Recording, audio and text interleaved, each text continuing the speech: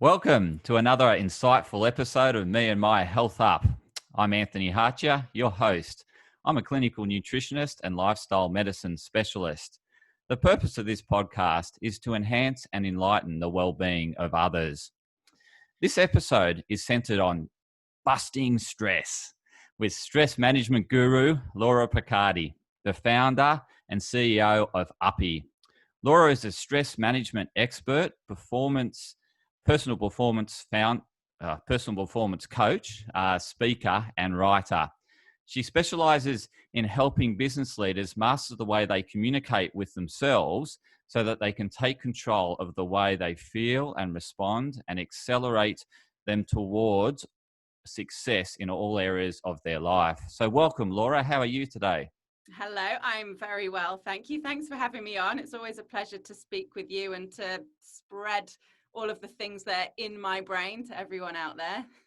It's such a delight to have you on, Laura. I'd really like to start with, you telling us more about how you arrived today at doing what you're doing as a stress management expert. Yeah, well, okay, I'll try and go the short version because we haven't got all day. But basically, I became a stress management expert because I experienced extreme stress, which I think is what makes us coaches so good, right? If we've been through what we're trying to then teach others. So I moved to Australia 10 years ago. And when I got here, I fell into the health and fitness industry. So I became a personal trainer, whole new industry for me. Me being me, though, as a very driven A-type personality, thought, well, being a personal trainer isn't good enough. I must own my own gym. So I worked my way up in that studio, managed that studio, and then an opportunity presented itself. I found an old video store, if anyone remembers what videos were back in the day. And I converted it into my own gym. And so I realized my dream. Spent a lot of time, a lot of money doing all those things. And actually what I realize now in hindsight is I was under a stress response for pretty much all of that period. So I had things going on with my health that I couldn't explain. A lot of the doctors couldn't explain. But to be honest with you, I was too busy at that time to truly try and figure out what it was. So to give you some insight, some of those things were I was extremely bloated all the time, had really bad digestive issues, very erratic energy. So I was either really, really tired or really, really wired. I had hormonal issues. I had cloudy thinking. I couldn't get my thoughts organized, moments of anxiety, moments of depression. What else can I say? Toxicity in my body. Basically, if you go off and read a textbook about the stress response, I experienced pretty much all of it and actually ended up in adrenal fatigue in the end, which is not a place you want to get to, and burnout, which most of us are familiar with. So I carried on. As I said, I was busy. About 8 months into operation of my gym, I got a call one afternoon. I'd gone home early to have a rest from my head trainer. And he said, "Hey, Laura, there's been a bang and there's some smoke." So I got back in my car, went back down to my gym, and long story short, over the course of the next couple of hours, I stood and watched my entire gym burn to the ground. So, as I'm sure you can probably all appreciate, that's going to put a bit of stress on you. And as I just said, I was already under a lot of stress. So, and I also said I was a driven person, right? So I didn't actually let that stop me, even though the universe was basically going, stop it. You can't keep operating like this.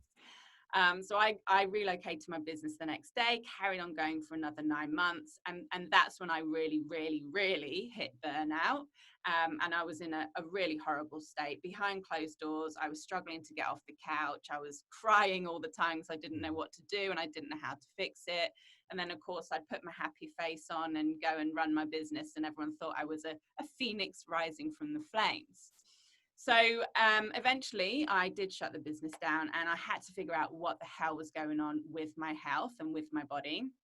Again, long story short, after investing a lot of time and a lot of money in research, in reading, in workshops, in courses, in new qualifications, I finally arrived at the realization that it was my mind driving my body. And if I truly wanted to get on top of my health, but then make sure I didn't go back to burnout, I had to adjust certain things about the way that I thought and the way that I behaved. So for those of you out there, I'm sure you are going to resonate with some of these things. So I had to learn how to manage and overcome perfectionism, wanting to be the best all the time, wanting to be liked by everyone and please everyone, having to go to extremes all the time. I was very much all or nothing. And so once I did that, I was able to calm my body down, get out of fight or flight mode consistently, which I'd been in for years. And that's then when my body and my health started to restore itself. And that is when I realized pretty much everyone is going through this same thing to some degree. You don't have to have had your business burned down to be experiencing the stress response and the effects of stress. And so that's when I then decided to create Uppy and to really specialize in stress, because I realized, as I said, everyone was going through it, but I also realized that a lot of people don't understand why it happens and then how to manage and overcome it. And I wasn't okay with that. I do not want anyone to go to where I was. And if they do get there, I want them to get out of it as quickly as possible. And so I created Uppy. I created a framework and all sorts of things to go with it to really help people not go to where I did, or at least get out of it as quick as possible. That was the quick version, by the way. The long version's in your book, is it? Yeah. Read the book. We'll get to the book later. But Yeah. thanks for sharing, Laura. A couple of points you really touched on, and what I see a lot with, I guess, stressed, type A females, is that, that perfectionism, and also that wanting to please and need to please. So what did you do to overcome that sense of perfectionism and this, always pleasing others to really help you? The key really, I'll just get straight to it. Mm-hmm. Let's not dance around it. The key really is to get comfortable with being yourself. And that's what I found for me. That's what I find for everyone I work with, even everyone I know, is that we are constantly trying to prove ourselves. The reason for that will come from many different places. It's all these belief systems that we have, and these thoughts and behavior patterns come from what we've kind of built up from a very young age. So we need to kind of unpack that and just understand the origin so that we can do something about it in the present moment. But that's essentially what it all comes down to, is when we can operate as ourselves without restrictions, when we know who we are, what's important to us, and we got the confidence to stay true to that, that's when we can start to let go of this need to prove ourselves, this need to please everyone, the need to be the best, the need to be perfect, all the thoughts and worries that come along with that. We're able to let that go. Now, it's important for me to point out, it doesn't mean these thoughts and worries are all going to stop. I don't believe that's possible, but we're able to deal with them better. We're able to choose how we respond to them.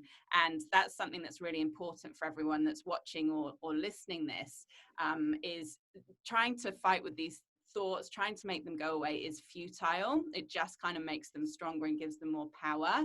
And you can't necessarily control them because they're coming from your subconscious. But what you can control always is the way that you respond to it. So that's really the goal that we always want to be striving for, is being in control of how we respond to whatever happens around us, because we can't take away the stress, we can't take away the deadlines, the kids, all that stuff, but we can always control the way that we respond to it. Is there any magic behind, that those negative thoughts or self-doubt that feeds into our mind, that, if we focus on it, obviously becomes a lot bigger and worse? Have you got some tips you can share as to what we can do when a negative thought gets in our minds? Yeah, so it's kind of, this is probably an English reference, actually. It might not work for Australia, but we used to have this game in England called Top Trumps, and you would basically just try and have something better than the other person had on their cards and trump them. And so it's kind of like that with our thoughts. So like you just said, if we focus on the negative thoughts, then they're going to grow. So we want to kind of find something that will top trump that. So we want to focus on the good stuff, on the stuff. And by the way, I'm not talking about always thinking positively. I don't like that. We don't always have to think positively. We just have to think proactively and focus on whatever it is we need to do at that moment to move us in the right direction and away from that negativity. So some of the ways that we can top trump these thoughts are to, as I said, get closer to who we are. So focusing on our core values is a great place to start. Literally everyone that I do core values work with says that it's kind of life-changing. It's so simple, but it's just something we're never taught and we don't necessarily think about unless we go out to search for it. Now, when I say your core values, it can be all sorts of different things. Yes, we've got those big things like integrity and honesty, respect, all these kind of things. But they can also be simple things like having fun or, you know, developing yourself or growth or family, you know, all these kind of things. If we can really drill down into what they are, 5 or 6 key things, and then constantly live our lives and make decisions according to them, that's going to mean we're operating as we are because we're operating according to what's important to us. And that's going to help us to be on a more steady, calm level naturally. So then when these negative thoughts come, you know, when the stresses come, we're not going to be in fight or flight mode already. So then we're able to respond to it better. Does that make sense? It does. No, it makes total sense. I really liked that thing of you know, capturing that self-sabotaging or that negative thought, and really, you know, going back to what really drives you. You know, what's your purpose? What's your underlying core values? Yeah. And you know, and responding in a congruent way to those core values that are going to serve you and take you towards your, I guess, your life's ambitions. Absolutely. And I'll just explain a little bit further about the stress response, because this helps to make this more tangible. That's one of the things I personally found, and I know a lot of people I work with do, is, you know, we talk about core values and all this kind of stuff, and it's kind of out there. We can't touch it, we can't feel it. But if we can relate it to what's physically going on in our bodies, then it's helpful. So it's important to note that when we are busy, when we're stressed, as I said before, we go into fight or flight mode. So our body is releasing all these chemicals, all these hormones that literally help us to fight or run away. Now, our brain doesn't know the difference between real danger and perceived danger. So of course, if there's real danger present, if there is, you know, someone cuts us up in their car, or there's a maniac running towards us with a knife, we need that. We need to fight or run away. So that's fine. But quite often the dangers that our brains are perceiving are things like, you know, getting the kids' tea ready or dinner ready, you know, meeting a deadline, or the emails in our inboxes, if someone is happy with our work. And so, as I said, the brain doesn't know that that's not a real danger, so it responds in the same way. So as I'm sure you can all appreciate, we've constantly got these thoughts, these dangers going on in our minds all day, every day. So we're constantly releasing these chemicals, releasing these hormones, and they're not getting used because we're not fighting or running away. And that's when they start to cause all sorts of issues, many of which I mentioned at the beginning. So if we know that this stress response happens as a result of our brain thinking we're in danger, the way we can overcome it, manage it, top trump it, is to constantly communicate safety to our brains. So what I spoke about a moment ago in terms of core values, in terms of doing the things that are aligned with who we are and what we want, and always being ourselves, that allows us to communicate safety to our brain. Because if we're doing something that makes us feel good, our brain naturally goes, well, clearly there's no danger present. Otherwise, you know, you'd be anxious and, you know, fighting and running away and trying to get the hell out of there. So tell you what, I'm just going to calm the hell down and let you carry on business as usual. So that is the physical result, I suppose, of doing things like being aligned with your core values, doing things that are important to you, doing things you love, and doing physical things as well. You know, working with someone like Anthony to get natural supplementation, you know, breathing, meditation, yoga, all those things all combined together. What they're all doing is communicating safety to your brain so that you are managing and overcoming the stress response, and therefore living a calmer, more energized, happier, fulfilled, all those words that we're all searching for, life. Yeah, I mean, you made some terrific points there in terms of, you know, the different ways in which we can look after ourselves and better manage our stress. What do you find the most effective ways, when you're working with your clients? What are the top three, stress management tips that you give your clients? So number one, which is sort of an overarching one, so I might not even call it a number one, is it's really important to remember slow and steady wins the race, and the key is in consistency. So all the strategies that I ever recommend, they're so simple. You think, Laura, that's not going to do anything. And in isolation, it won't. But if you keep doing it consistently, it will. Because our brains are all wired to these thoughts and to these behaviors. We have all the neurons that are fused together to create neural pathways. They're like a map in our brains. Now, the way that they all fuse together and create that map is by us consistently doing something. So we weren't born thinking that we're not good enough or we need to prove ourselves. Somewhere along the line, our brain decided that, and it kept thinking that. And so that's how our brain decided to fuse together. So as I was saying before, the way to top trump it is to do something different. Because if we keep thinking about it, we're actually strengthening those pathways. So if we then find something else, those pathways are going to kind of die off. If we don't use them, we lose them. And they're going to start to form these new pathways for the new thought pattern, the new behavior pattern. And the only way we do that is to do it consistently. So it's the same as if we want to get, a six-pack at the gym. We can't just go to the gym once, do a few sit-ups, and then expect to have a six-pack. We have to go consistently. We have to do the same exercises consistently, as well as some, other things, nutrition and all that kind of stuff. And eventually we then get the result we want. So it's important for you to remember that it's exactly the same for our brains. So the key, as I said, is pick something simple, do it consistently. When you're doing that naturally, that, by the way, then means your brain started to fuse into new pathways. When it becomes natural, then you can start to add something else on. So the easiest, the cheapest, the most accessible thing that we can do to start managing stress and calm the body down is to breathe. See, I told you it was simple. But breathe properly. So nowadays we don't breathe properly. We breathe in our chest a lot, and that's the stress response in action. So we need to focus on filling up our entire torso, front, back, and sides, from the pit of our bellies up to our chest, nice and slow, even just 10 breaths. That's why I always get my clients to start with. Quite often I get them to go and do it in the toilet because they're guaranteed not to get disturbed when they're in the loo. Because again, that's pure safety being communicated to your brain, because your brain, as I said, if it thinks there's danger present, that's when it wants you to breathe shallow and deep, because you're literally ready to fight or run away. So if you're breathing slow, if you're breathing deep, your brain then assumes there's no danger present, so it doesn't trigger the stress response. So that's number one, super easy. You can do it anytime, anywhere. The second one is doing something you love. So again, this comes back to your core values, and please don't make it complex. Of course, there's complex stuff like going traveling, which of course we can't do with COVID at the moment. But it doesn't mean you have to go and meditate on a rock by the ocean every day. Well, that's lovely. It's not always accessible.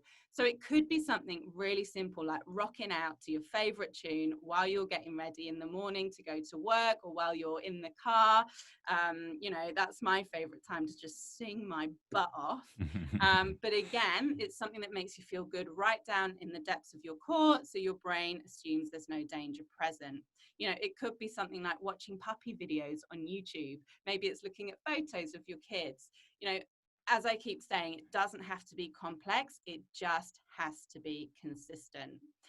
So that's breathing, that's doing something you love. And then if we want a third one, just getting things out of your brain. So if you've got someone that you're comfortable to talk with, that's great. It doesn't have to be a big session. You can just literally vomit whatever's in your brain out into the room. Or if you're not comfortable doing that, and maybe you are sometimes and others not, writing things down.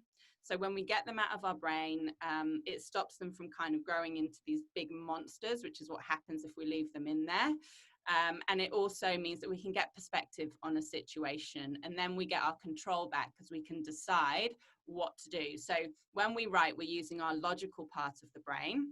when we're stressed, when we're emotional, we are in that emotional part of our brain. So by doing something logical like writing, it forces us to be logical, and therefore we can be proactive about how we manage the situation and create a game plan and action steps to move ourselves out of it. Fantastic. And what are some of your favourite personal self-care strategies that you apply on a regular, consistent basis? I mean, I think I just mentioned a couple of mine. Rocking out to anything that I can sing to, usually cheesy 90s music. Love that. Scuba diving for me is my happy place. I'm always calm when I'm scuba diving, which is weird to some people. Mucking around with my little dog, he makes me really happy. Watching comedy.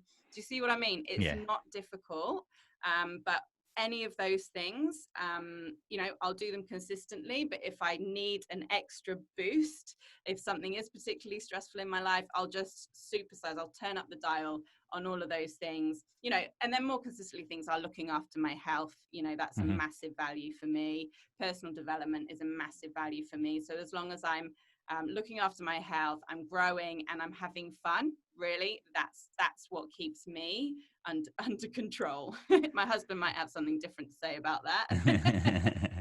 So it really is having those clearly defined values, and then working consistently in those areas on a regular basis that really helps you proactively manage stress. And then in times of stress, you can anchor yourself back to those core values, those stress management techniques, like you mentioned, around self-care, breathing exercises, and connection, talking to others, unloading, journaling. So, I really like, because it's what you're telling the listeners, it's really simple to apply. And a lot of what you mentioned costs nothing. Like sharing with others, connecting with a friend, unless you're shouting them a coffee or something, or shouting them a beer, then there's a cost associated. But and self-care strategies, like you mentioned, laughing and singing and all those sort of things. I mean, you can do them anytime, anywhere. Absolutely. And what all that does as well as communicate safety to our brains, it allows us to get back in tune with ourselves. Our bodies are incredibly wise and they tell us what we need to know. We just don't hear it most of the time nowadays because we're so busy and preoccupied with everything. And so the more in tune we are with ourselves, the more we can understand ourselves, the more we can then choose the path that we go on. I believe it's important to understand how and why we've arrived at where we are today. We don't want to dwell in the past, but I find in order to create change, it's helpful to have that understanding. So by employing these strategies that we've spoken about now, getting yourself in a greater level of calm more consistently, you're then more able to understand whatever it is that you need to understand, to then create those changes long term. It makes total sense. And as you mentioned, that number one, or your umbrella, was all around that consistency and, and applying it regularly. And as you said, then it becomes habit, it becomes wired into your brain. So, just on, I guess a bit of a side track is onto your newly released, well, it's probably not new anymore, but it's been out in the market a while. Unfaked. Really keen to get some insight for the listeners and viewers on that book that you released.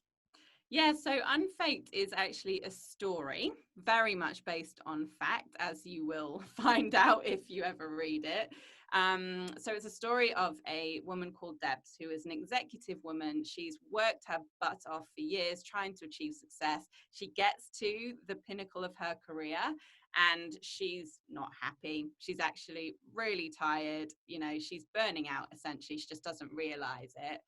She feels kind of empty, everything. She just kind of same stuff, different day, basically.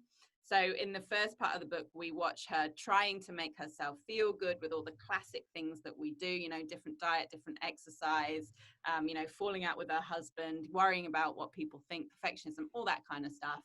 and then she hits burnout, and then we start to see how she comes out of it. So she goes through all of these things that I'm talking about. She works out her core values, understands her limiting beliefs, employs these simple strategies, and really learns how to then manage and overcome this stress response going forward. So I wanted to write it as a story because I hate telling people what to do. I want people to be able to, take the information and do with it whatever they need to do. And so a story, it's actually been great. It's been resonating with people really well. And everyone that reads it, particularly the women, they're like, oh my God, I'm Debs. Did you write this about me? And that's exactly what I was going for, because I want the readers to know that you're not crazy, you're not broken, you don't need to be fixed. We are all going through the same stuff. We're all thinking the same things, doing the same things. It's just that we're not talking about it. And so therefore, we then think that we're a failure, we're no good, and we kind of hold it all in, and we don't want people to know. Whereas it actually, by getting it out in the open, then we're able to deal with the things, we're able to get perspective, and we're able to, as I keep saying, take these proactive steps in order to move ourselves away from wherever we're at. So that's my book. Sounds excellent. And where can viewers and listeners purchase this book? Pretty much anywhere on the internet that you can purchase a book. So, Amazon, Booktopia. I also did the Audible, or the audio book version. I shouldn't say Audible because it's available on Apple and all that as well, because everyone's busy and I know you don't have time to sit down and physically read a book. So it's available in paperback, ebook, audio, you name it. It's there, available. And how can listeners and viewers best get in contact with you? Through my website, you can get everything you need. Uppy, uppy.com.au. You'll find social media links, my contact details. If I've said anything you want to know more about, or you want to discuss, please feel free to reach out. That's why I exist in the world, is to help people. So more than happy to hear from you. Fantastic. I love that attitude of, the willingness for you to give and, I guess nurture and support others to avoid mistakes that you may have made, or certainly help them, enhance their journey and get more success without the stress, so to speak. Like it. Yeah. Might need that. Yeah. Any closing points you'd like to share, Laura? I think I just reiterate what I've said is just remembering, constantly communicate safety to your brain. The best way to do that is to figure out who you are and figure out how you can be that person without restrictions as often as is humanly possible. And that really is the foundation for achieving whatever it is that you want to achieve. Wonderful. That's very sound advice, and I really appreciate your time, Laura. The wisdom, the experience that you've shared with our listeners today. For listeners, if you like the episode, please like and share and help as many people as others. So you may know of these individuals out there that Laura's been mentioning about, that these type A people that could really do with some wisdom from Laura, or could potentially get a good introduction into her book by listening to this podcast or watching the YouTube. And stay tuned for more insightful episodes of Me and My Health Up. Thank you. Thank you.